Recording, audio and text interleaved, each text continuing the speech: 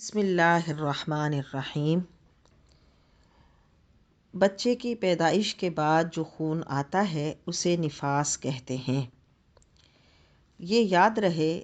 کہ بچہ کے پیدائش کے بعد ہی آنے والا خون نفاس کا خون کہلاتا ہے۔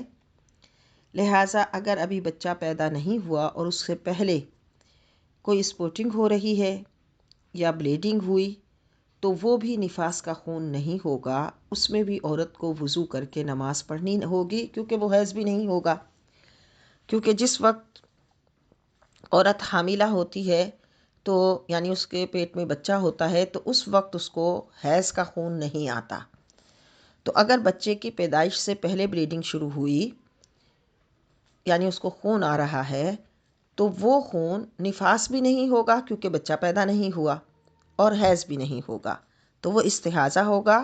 اس میں عورت کے لیے نماز کا حکم یہی ہوگا کہ وہ وضو کرے گی اور نماز پڑھے گی۔ اب نفاس کی مدت کتنی ہوتی ہے، اس کا کتنا وقت ہوتا ہے؟ لوگوں کے ذہن میں اتنی غلط فہمی ہے کہ لوگ یہ سمجھتے ہیں کہ 1.25 مہینہ یا چلا یا کیا اسے بولتے ہیں کہ وہ سب ہو جائے تو تب ہی عورت پاک ہوگی۔ تو ایسا کچھ بھی نہیں ہے۔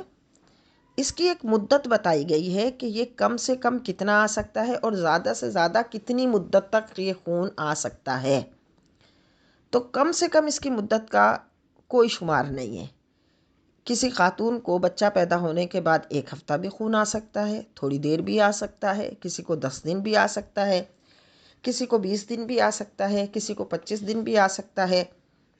عموماً جو عورتوں کی عادت ہوتی ہے اکثریت کی، وہ یہی ہوتی ہے کہ تقریباً 20 سے 25 دن خواتین کو خون آتا ہے، اس کے بعد خون آنا بند ہو جاتا ہے۔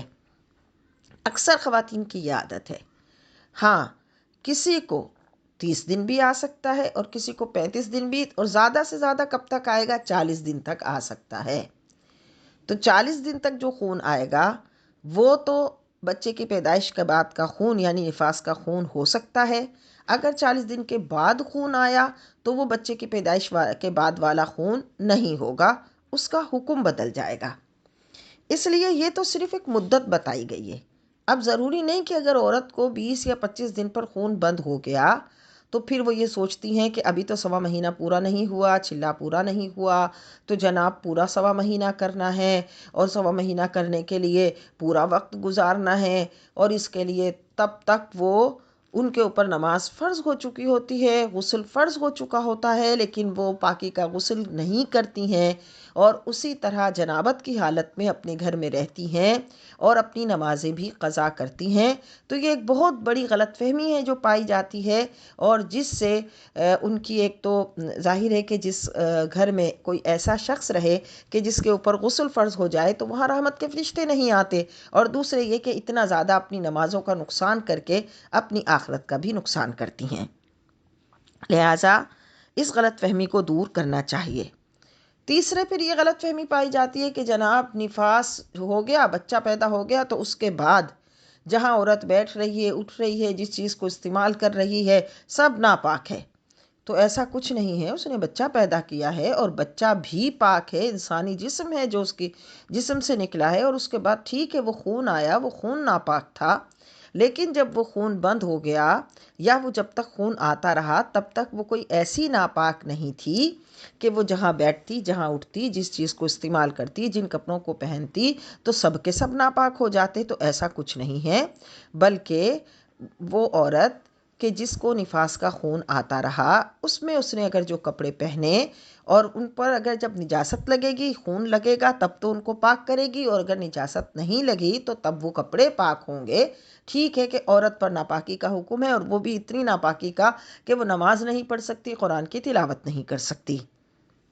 ایسا نہیں کہ جس چیز کو چھوئے وہ بھی ناپاک ہو جائے گی، ایسا کچھ بھی نہیں ہے۔ تو یہ بات یاد رہے۔ اور چوتھے یہ کہ جس طرح عام جب غسل فرض ہو جائے تو غسل کیا جاتا ہے، تو نفاس کے اختتام پر بھی یعنی جب بچے کی پیدائش کے بعد جو خون آیا وہ بند ہو گیا تو اس پر بھی جو غسل کرے گی وہ وہی اسی طرح غسل کرے گی جیسے عام جب غسل فرض ہوتا ہے تو تب غسل کیا جاتا ہے۔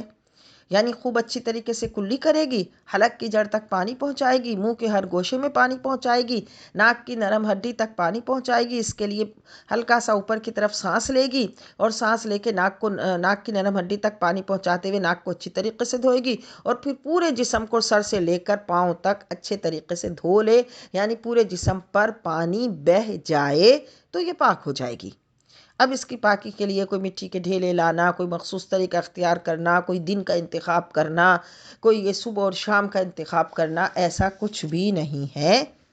بلکہ جب بلیڈنگ بند ہو گئی اور اس بلیڈنگ بند ہونے میں اس نے دیکھا کہ ایک نماز کا وقت گزر گیا تقریباً اور اب اس کو بلیڈنگ نہیں ہو رہی، اور خود عورت کو اپنی کیفیت سے بھی پتہ چل جاتا ہے کہ اب بلیڈنگ بند ہو گئی اور دوبارہ آنے کے چانسز نہیں ہیں، تو بس اس پر غسل فرض ہو جائے گا، اور وہ اسی طرح غسل کر کے اپنی نمازیں پڑھنی شروع کر دے گی اور عام روٹین کی زندگی گزارے گی۔ اسی طرح نفاس کی حالت میں بہت سی خواتین میں یہ غلط فہمی پائی جاتی ہے کہ گھر سے باہر نہیں جانا، تو ایسا کچھ بھی نہیں ہے۔ اگر اس کو کوئی کام پڑا، کوئی مجبوری ہے، کسی محفل میں جانا ہے، کوئی درس قرآن میں شریک ہونا ہے، تو وہ بالکل شریک ہو سکتی ہے، اچھی محفل میں جا سکتی ہے، دینی کتاب کو ہاتھ میں لے کر اس کا مطالعہ کر سکتی ہے، ذکر اذکار کر سکتی ہے، تسبیح لے کر ذکر و درود پڑھ سکتی ہے، اور ایسی کوئی ناپاکی نہیں جو اس کو کسی بھی اچھے کام کرنے سے منع کر دے۔